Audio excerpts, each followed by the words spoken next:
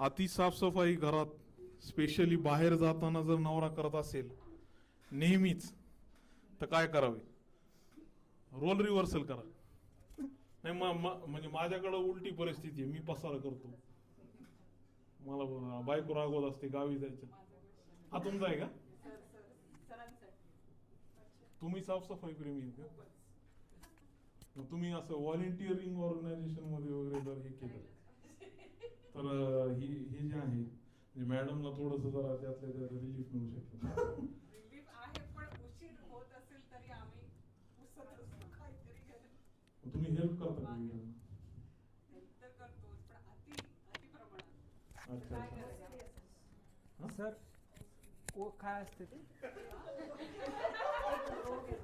For ever 21 म्हणले मला ते कळायला आम्हाला 5 मिनिट लागले.